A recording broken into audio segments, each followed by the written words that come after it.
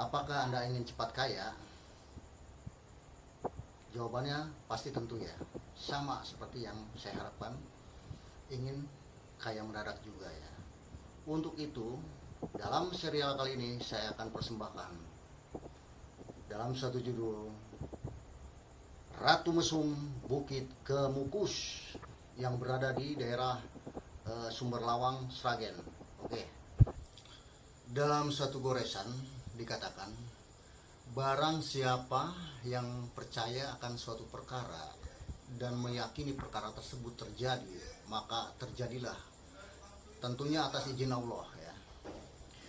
Pesugihan Gunung Kemukus atau Bukit Kemukus tergolong pesugihan yang sangat unik ya, di mana setiap peserta atau yang datang ke situ mesti melakukan ritual gila ya, bersetubuh di sekitar makam ataupun di tempat-tempat terbuka, dengan catatan dengan pasangan yang bukan muhrimnya ya. Maka bagi siapa yang yang ingin cepat kaya, tentu harus memenuhi aturan-aturan di Gunung Kemukus. Konon katanya awal sejarahnya itu Pangeran Samudra yang memang seorang anak raja menyukai ibunya atau permaisuri ya. Terus dia melakukan hubungan intim, dan karena kasih sayang ya, dia akhirnya melakukan hubungan intim dan diketahui oleh sang raja dan diusir. Kabar tersebut sebenarnya simpang siur ya. Ada yang mengatakan itu ibunya, dan ada juga yang mengatakan itu selir ya, selir bapaknya, selir raja ya. Saya rasa kalau ibunya nggak mungkin, karena ibu saya pun cantik, saya tidak tertarik dengan ibu saya, tidak akan tidak menyukai, dalam artian menyukai untuk menjalin hubungan ya. Termasuk gimana bos, jatuh cinta juga sama ibunya? Enggak. Iya tentu tidak dong. Ini saya yakin selirnya ya, selir yang tercantik, mungkin karena si Pangeran Samudra ini mungkin hobi mengintip ya, karena bahenol untuk dia akhirnya tertarik dan menyukai, dan disambut juga oleh selirnya ya, disambut karena tampan, mungkin karena tampan dan berondong. Tahu sendiri kan kalau yang namanya berondong itu mudah keluar tetapi mudah juga bangkit ya. Jadi akhirnya karena kedekatannya, lama kelamaan terjalinlah kasih sayang cinta, dan disitulah melakukan hubungan intim ya, sehingga ayahandanya mengusir sampai ke wilayah Kemukus ya. Setelah pengusiran tersebut, karena mungkin selir itu jatuh cinta, akhirnya dia mendatangi tempat tersebut. Lalu terjadilah rasa rindu yang begitu kuat, akhirnya terjadilah persetubuhan kembali ya. Dan ada juga kabar yang mengatakan bahwa itu dibunuh sama ayahandanya, lalu dikubur dalam satu liang ya. Ada juga yang mengatakan bahwa diketahui oleh masyarakat setempat dan dihakimi lalu dikubur dalam satu liang. Nah sebelum meninggal, di saat sekarat, Pangeran Samudra berikrar, bagi siapa yang ingin tercapai hajatnya, maka diharuskan untuk bersetubuh di sekitar makam saya. Tadi Aki menyebutkan nama seorang pangeran, yaitu Pangeran Samudra. Siapa sih Pangeran Samudra itu, Ki? Pangeran Samudra itu mahkota kerajaan ya, anak seorang raja yang memang dia jatuh cinta kepada ibunya. Dan sudah saya sebutkan tadi, ada yang simpang siur ya kabarnya, itu ibunya, di mata ibunya. Ada juga yang mengatakan selir ya, dia jatuh cinta mungkin ya, karena kecantikan ya, selir kan zaman dulu cantik ya dan Pangeran Samudra gayung bersambut lah ya.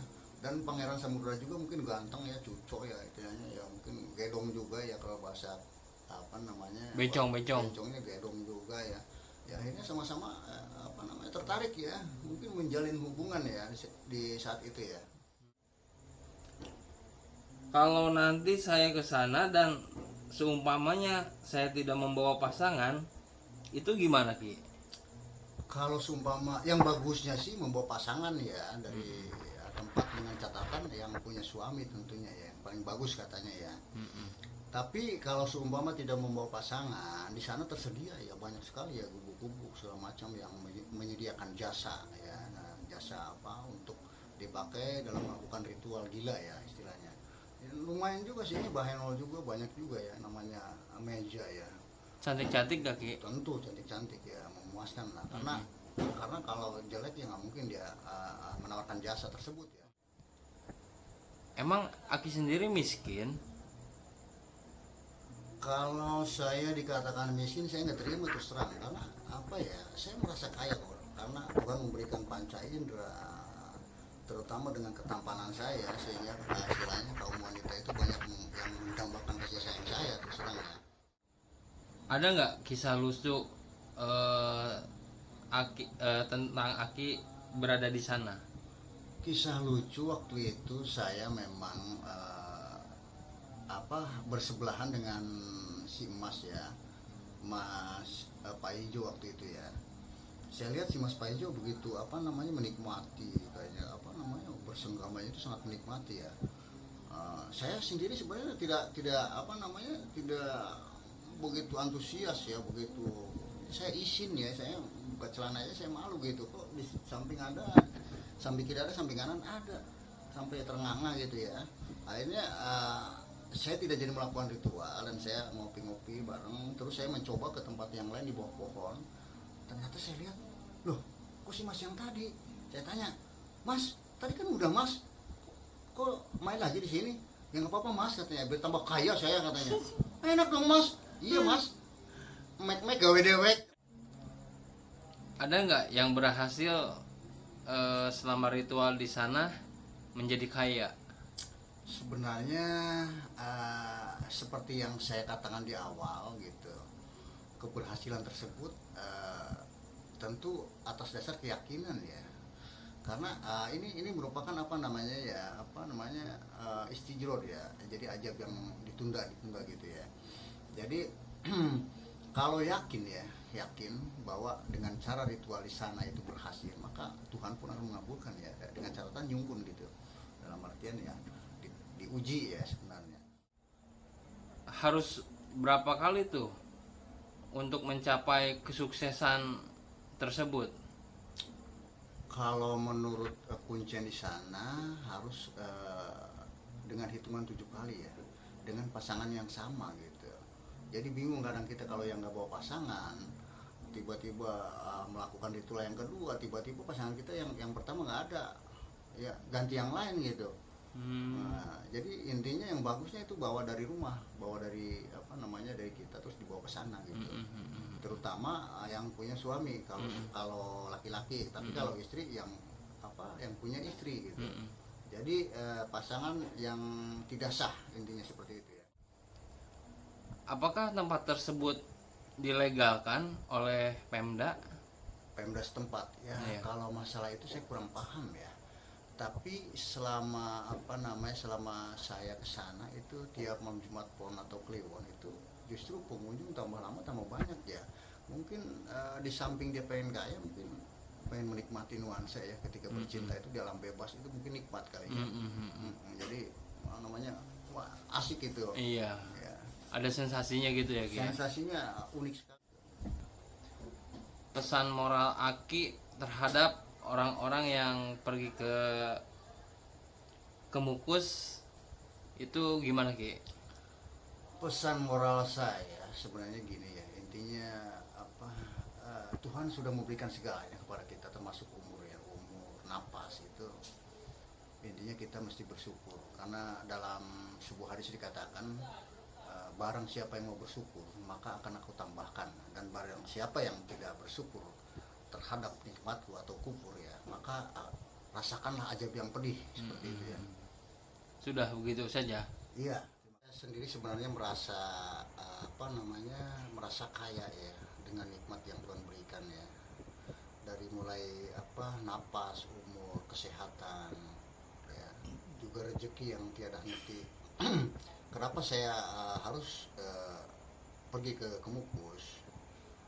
Hanya sekedar untuk studi perbandingan ya, studi perbandingan dalam artian sampai sejauh mana para orang-orang yang ingin mencapai kekayaan dengan jalan pintas ya.